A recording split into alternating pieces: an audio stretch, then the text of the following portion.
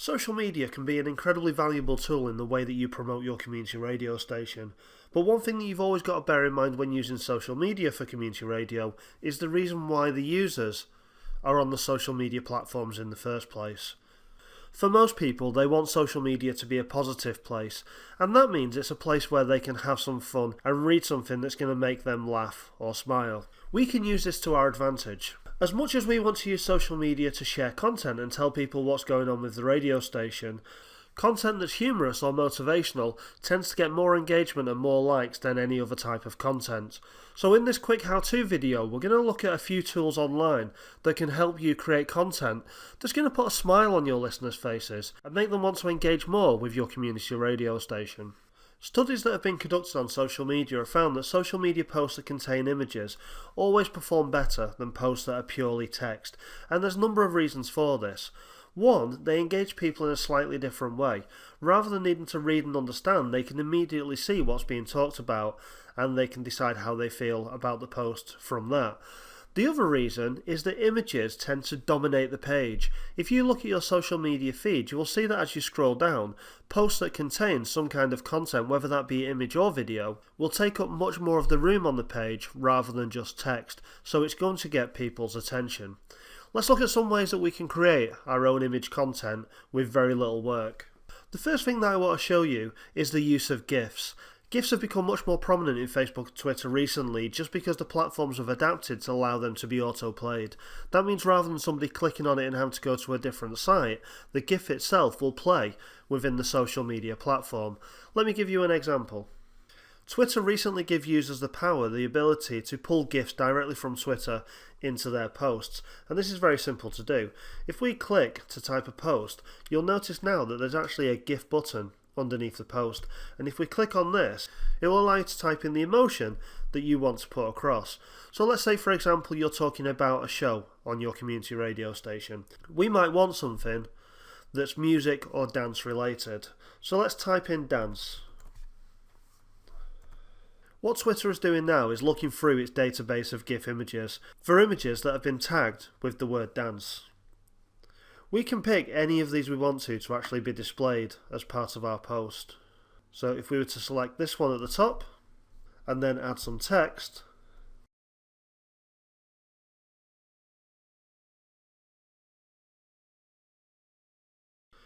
there we go, fits perfectly as well, no characters left. Now if I was to post this, this would go live on our feed, and if I do just tweet it,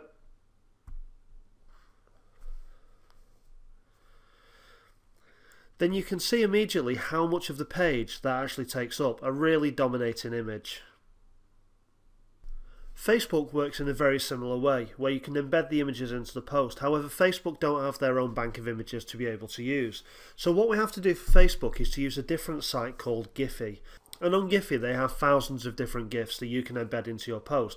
So if we go through the same process again, and we type in the word dancing, then we see that we'll get lots of various GIFs of people dancing.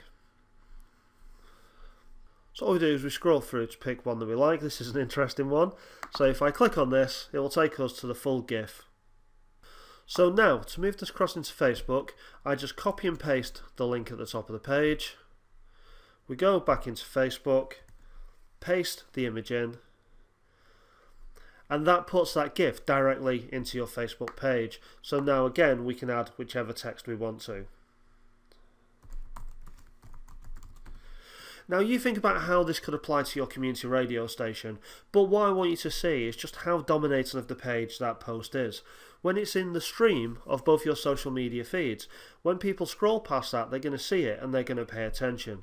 One, because it's funny, two, because it is quite attention grabbing in its own right, but three, because it pushes all of the content off the page, so you've really got people's attention for that short space of time. So graphics can really work. If you wanted to create some of your own images, there are other tools which you could use as well.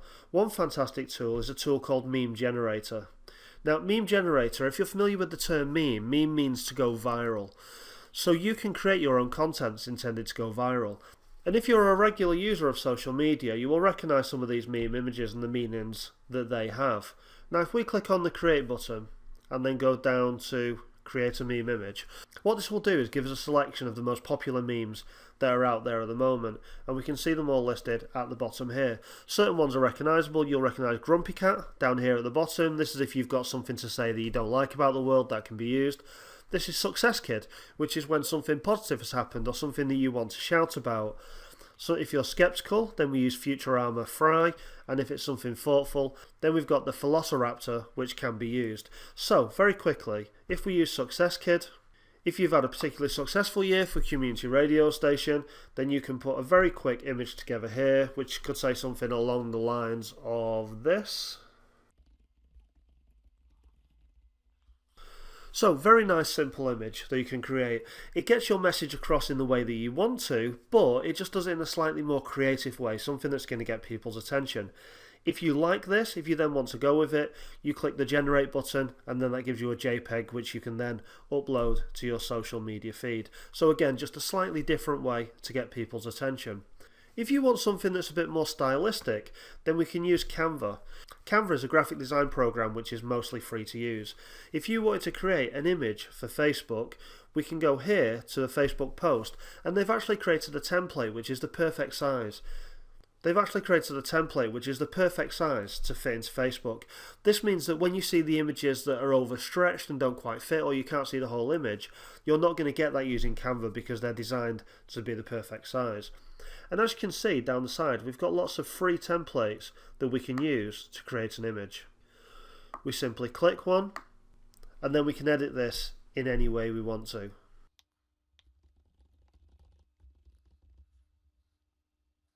We can play around with the design as much as we want.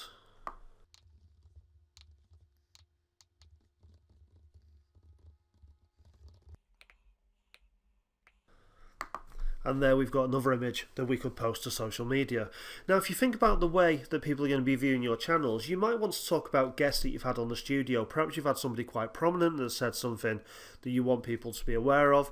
Perhaps you've had a celebrity in that has talked about how much they enjoy community radio.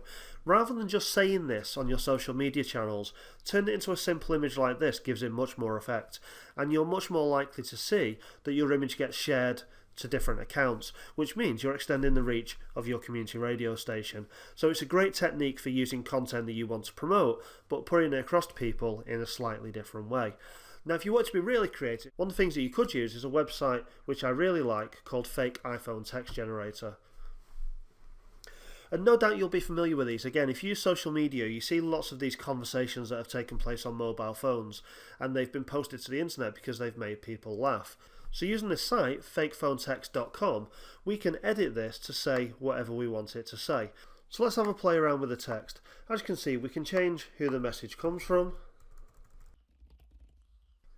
We can change the operator to make it UK relevant. And we can even change how much battery is left on the phone to make it look very realistic. But then we can change the text, and we can be creative with this, so it is just a different way to promote something that you've got to promote.